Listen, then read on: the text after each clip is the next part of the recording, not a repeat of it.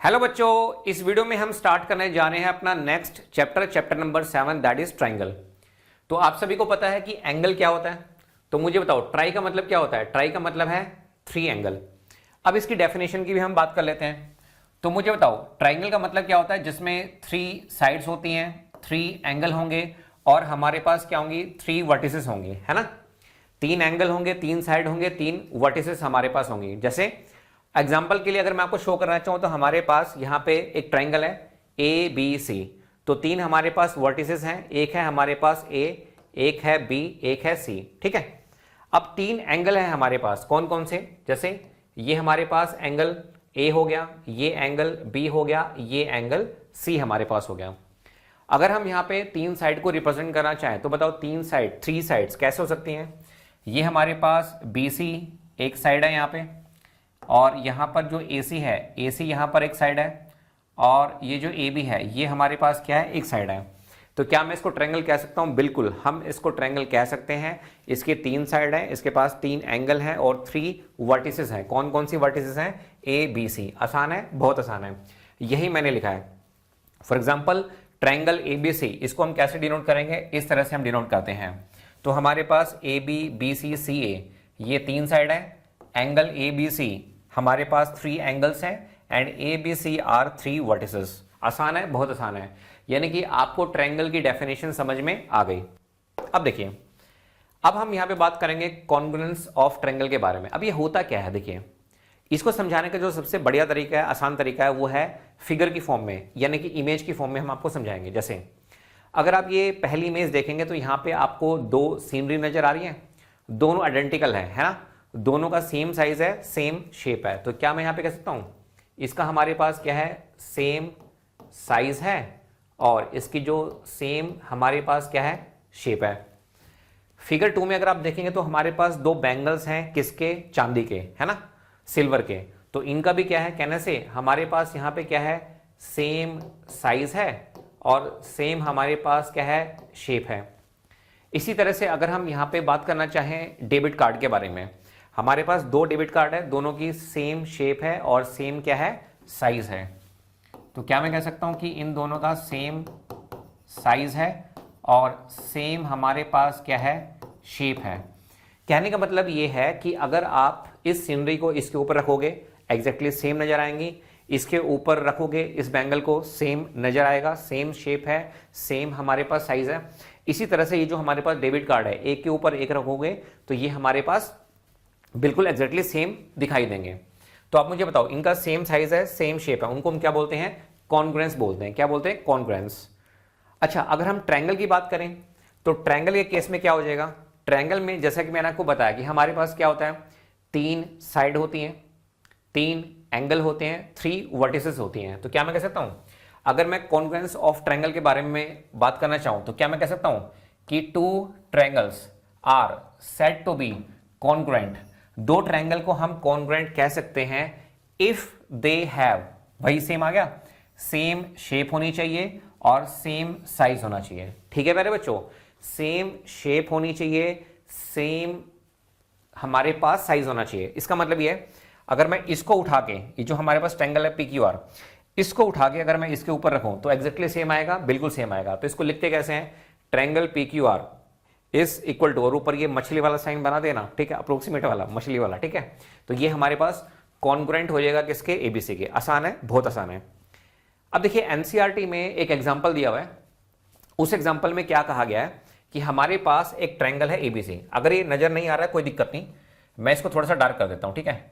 तो ये हमारे पास एक लाइन है, ये हमारे पास यहां पे एक लाइन है, और ये हमारे पास एक लाइन है, ठीक है। तो ये पॉइंट A है, ये B है, ये C है। तो मैं यहां पे लिख भी देता हूं, ये पॉइंट हमारे पास A है, ये पॉइंट हमारे पास B है, ये C है। अब इसमें यह कहा गया कि आपको बताना कि जो बाकी जो ट्रायंगल है हमारे पास वो कॉन्ग्रुएंट ऑफ ABC है या नहीं है। तो देखो आप कैसे चेक करोगे, सबसे पहले तो आपको चेक करना, देखो यहां पे कितना है, 4 सेंटीमीटर है, ये 5 सेंटीमीटर है साइड, ये 4.5 है। तो देखो 4, 4.5, 5।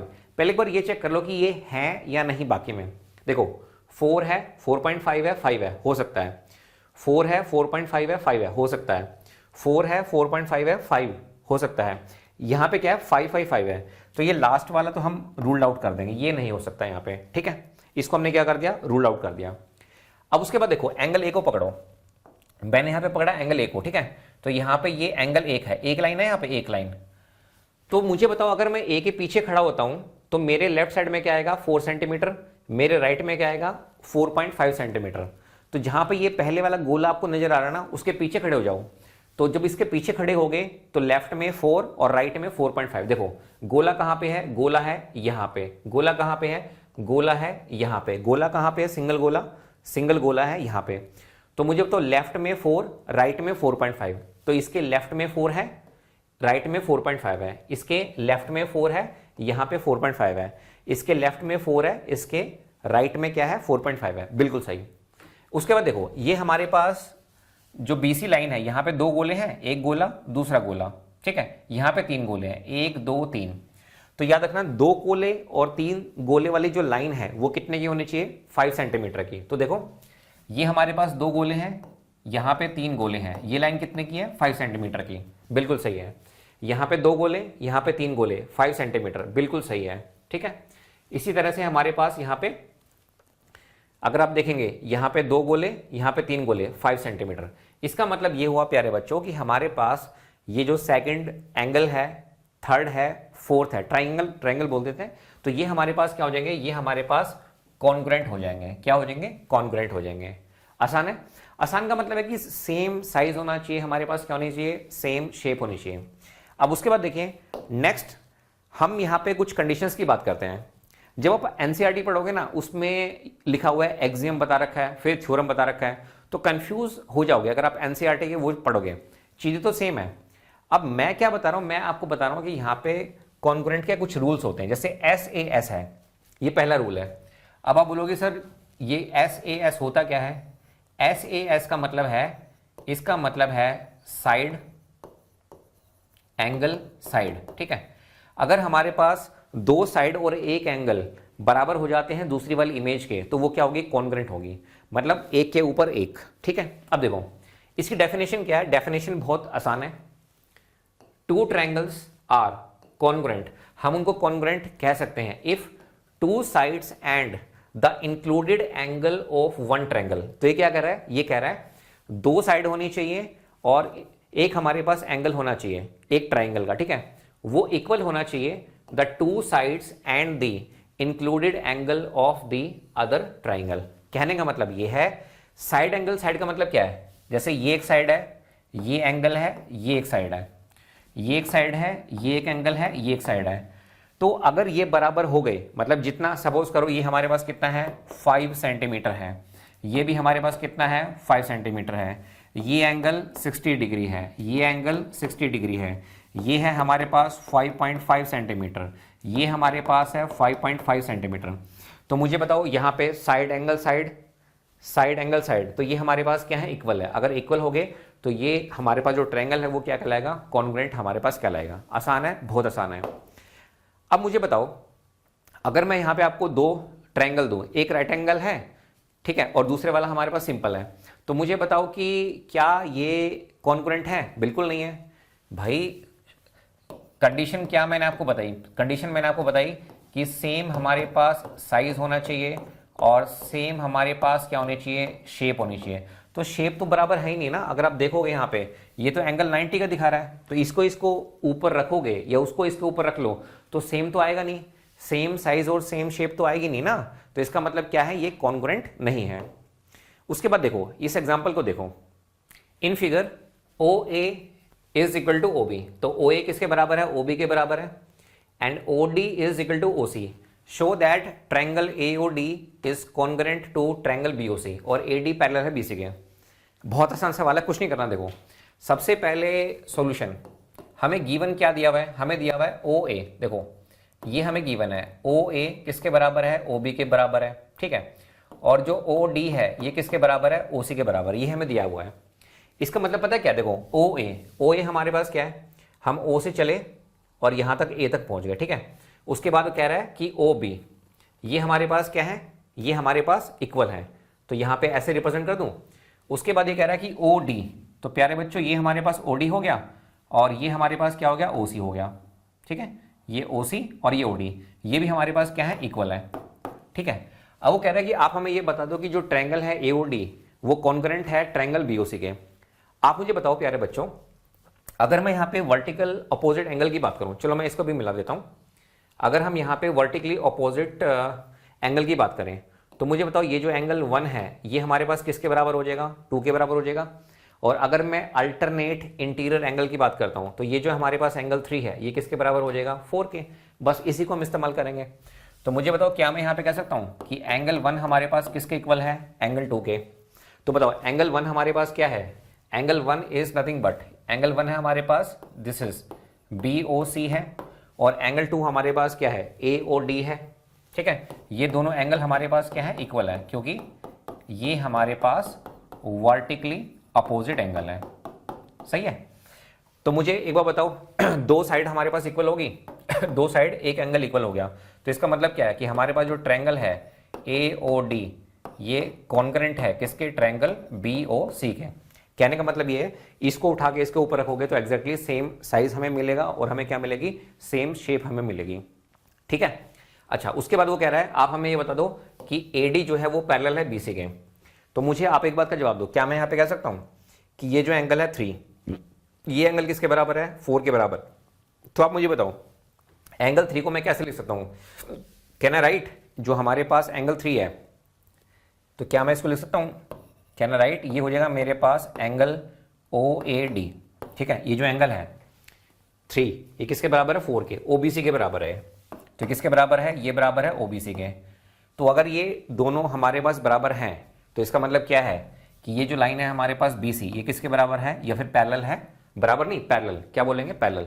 तो AD हमारे पास किसके पैरेलल हो जाएगी, BC के पैरेलल हो जाएगी। तो यहां से हमारे पास AD पैरेलल किसके हो जाएगा, BC के। आसान है, बहुत आसान है। तो ये मैंने आपको एक एग्जांपल बताया, इसमें हमने क्या डिस्कस किया, हमने यहाँ पे डिस्कस किया कि अगर हमारे पास दो साइड और एक एंगल हमारे पास इक्वल होते हैं तो वो ट्रायंगल हमारे पास क्या होते हैं, कॉन्ग्रुएंट होते हैं।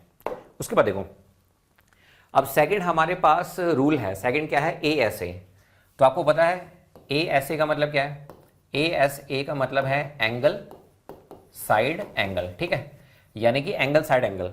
तो किसी भी एक ट्रायंगल का अगर एंगल साइड एंगल दूसरे वाले के एंगल साइड एंगल के बराबर हो जाता है, इसका मतलब क्या है, वो कॉन्ग्रुएंट एंगल है, मतलब ट्रायंगल है। ठीक है, तो यही मैंने लिखा है, two triangle are congruent if two angle, condition क्या है यहाँ पे, two angle and the included side of one triangle are equal to two angles and the included side of the other triangle. कहने का मतलब ये है कि जैसे मैं यहाँ पे मान लेता हूँ ये हमारे पास एंगल है, ये साइड है, ये एंगल है। ठीक है, इसी तरह से ये एंगल हो गया, ये साइड होगी, ये एंगल हो गया।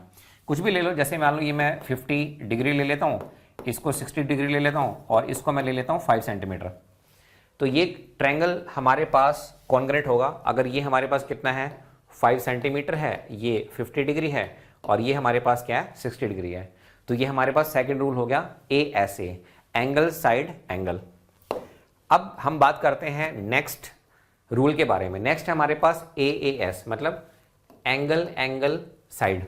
ठीक है, तो अगर एक ट्रायंगल में हमारे पास क्या है, एंगल एंगल साइड दूसरे वाले के एंगल एंगल साइड के बराबर है तो वो क्या है, कॉन्ग्रुएंट है। ठीक है, यही मैंने लिखा है, if two angles and any one corresponding side are equal, triangles क्या होंगे हमारे पास, कॉन्ग्रुएंट होंगे। ठीक है, अच्छा NCERT में ये एग्जाम्पल दिया हुआ था, वहां पे लिखा हुआ कि draw triangle with angle 40 50 90, how many such triangles can you draw. तो हमारे पास यहाँ पे 3 एंगल दिए हुए हैं 40 50 90, वो कह रहा है कि इनको ड्रॉ करो और बताओ कि कितने ट्रायंगल बन सकते हैं। तो भाई मैंने यहाँ पे 4 ट्रायंगल बना दिए। अगर मैं देखूँ यहाँ पे तो ये तो आपको पता है, ये हमारे पास क्या है, ये एंगल हमारे पास 90 डिग्री है, ये एंगल कितने का है, 90 डिग्री का है, this angle is also of 90 degree and this angle is of 90 degree. Now मैंने इसको यूज कर लिया। अब 40 50, तो मान लीजिए this angle is of 40 degree, this angle is of 50 degree, this angle is of 40 degree, this angle is of 50 degree, this angle is of 40 degree, this angle is of 50 degree, this angle is of 40 degree, this angle is of 50 degree।